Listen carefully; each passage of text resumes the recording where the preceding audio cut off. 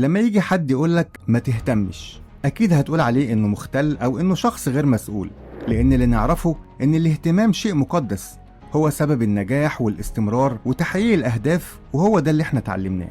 لكن للأسف الموضوع مش كده بالظبط، وعشان تستفيد من المعلومات اللي الكاتب بيقدمها لك في الكتاب المهم ده، لازم تشوف الفيديو ده للآخر.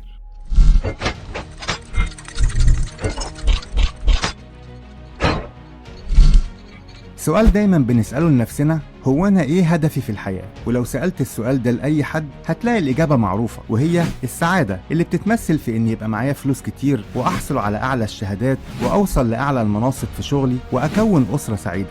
ودي كلها إجابات متوقعة لدرجة إنها ملهاش أي معنى، لأنك مش هتقدر تحقق كل الحاجات دي عشان لا وقتك ولا جهدك هيسمح لك إنك تحقق كل الأهداف دي. وعشان كده أغلب الناس مش بتحقق أي حاجة. لكن السؤال اللي هيخليك تفكر بتمعن أكتر لو سألته لنفسك، إيه هي الحاجة اللي تستحق الكفاح والتعب والمعاناة في حياتي؟ لو بصيت حواليك هتلاقي إن الناس كلها بتعاني. الغني بيعاني من غناه، والفقير بيعاني بسبب فقره، واللي شغال مش عاجبه شغله، والعاطل بيشتكي من قلة الشغل. فلما تفكر كويس في السؤال ده هتعرف انت عايز ايه من حياتك. وهنا بقى يجي فن اللامبالاة، وهو ان عدم الافراط في الاهتمام هو اللي هينقذ حياتك. بس عشان تتقن فن اللامبالاة لازم الاول تفهم 3 حاجات مهمة. اول حاجة، ان عدم الاهتمام الزايد مش معناه انك ما تهتمش باي حاجة، لكن معناه انك تهتم بالطريقة اللي تريحك. تاني حاجة، هو انك تهتم بالحاجات المهمة جدا بالنسبة لك، وده اللي هتكتشفه لما تجاوب على سؤال المعاناة اللي سألناه من شوية. الحاجة التالتة والأخيرة، انك تختار بعناية ايه الحاجات اللي تستحق فعلا انك تديها اهتمامك. حياتنا مليانة بأنواع كتيرة من المعاناة، فلازم تختار المعاناة اللي هتكافح علشانها. سنة 1983 انطرد ديف موستن من فرقته الموسيقية من غير أي إنذار أو مناقشة. ديف صحي من النوم لقى تذكرة سفره جاهزة علشان يرجع لبلده لوس أنجلوس، وده في نفس الوقت اللي كانت الفرقة مضت عقد بإصدار أول ألبوم ليها، وده وقتها ما كانش حاجة سهلة. الموقف ده ضايق ديف جدا، واعتبر إن فرصة عمره راحت عليه. لكن بعد كده قدر يكون فرقة جديدة وتحدى نفسه علشان ينجح وينتقم من فرقته القديمة اللي طردته، وسمى فرقته الجديدة ميجاديث. وبعد سنتين قدر يسجل أول ألبوماته واللي دخل القائمة الذهبية، وكبرت الفرقة لحد ما وصل عدد مبيعات ألبوماتها ل 25 مليون نسخة، ده غير إنها عزفت موسيقتها في كل قارات العالم. أما بالنسبة للفرقة اللي انطرد منها ديفيد وهي فرقة ميتاليكا، كانت وصلت مبيعات ألبوماتها ل 180 مليون نسخة حول العالم. وفي مقابلة شخصية لديف صرح بأنه بيعتبر نفسه فاشل رغم كل النجاحات اللي حققها، لأنه ما قدرش يتغلب على الفرقة اللي طردته. هنا كان معيار النجاح بالنسبة لديف إنه بس يتغلب على الفرقة اللي طردته، وبالتالي حكم على نفسه بالفشل طول الوقت. إنك لو كنت عايز تغير نظرتك لمشاكلك لازم تغير اللي انت معتبره إنه ليه قيمة كبيرة، وكمان تغير المعايير اللي بتقيس بيها نجاحك أو فشلك.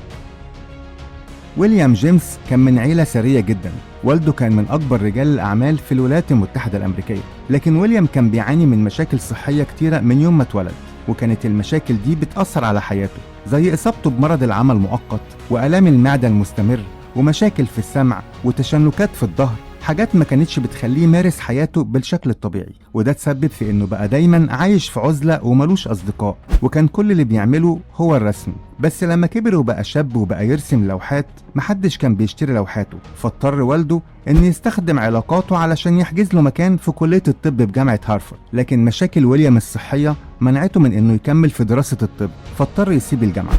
وبعدها قرر انه يروح غابات الامازون مع مجموعة من علماء الانثروبولوجي، لكن برضه فشل، وده بسبب ضعف جسمه اللي ما استحملش اجواء الغابات. ورجع تاني للولايات المتحدة الامريكية، وجات له حالة اكتئاب لدرجة انه فكر في الانتحار. ولكن في يوم كان بيقرا محاضرات للفيلسوف تشارلز بيرث، واللي كانت اساس فلسفته ان على الانسان انه يعتبر نفسه مسؤول 100% عن كل حدث يحصل له في حياته. فقرر ويليام انه يتبنى الفكرة دي، وكانت النتيجة انه بقى اب علم النفس الامريكي، واللي اترجمت اعماله لعشرات اللغات المختلفة، واصبح مدرس في جامعة هارفارد. ده غير ان قدم محاضراته في دول كتير حول العالم، وسمى الفكرة اللي اتبناها الولادة من جديد. الانسان صعب يتحكم في كل اللي بيحصل له او اللي هيحصل له، لكن يقدر يفسر الاحداث ويقدر يستجيب ليها.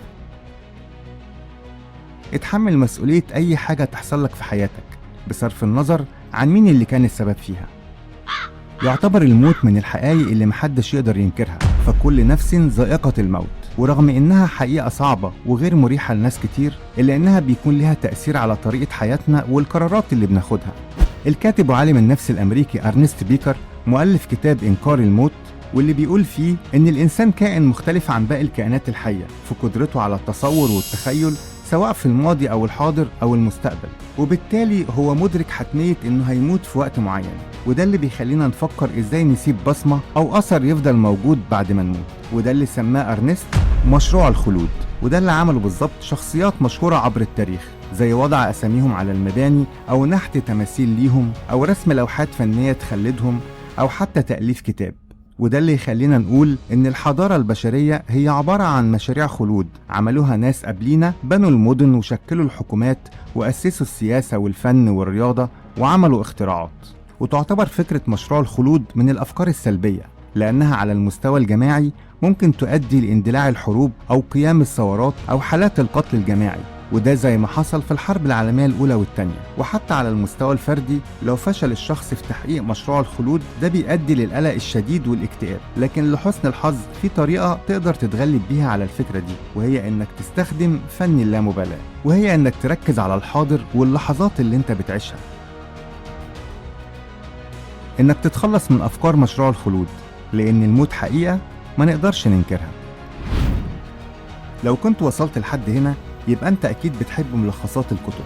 اكتب لنا في التعليقات الكتاب اللي نحب نلخصه لك في الفيديو الجاي على لوجيك بلس. ولو كنت أول مرة تشوفنا اشترك في القناة وفعل زر الجرس عشان توصلك فيديوهاتنا قبل أي حد.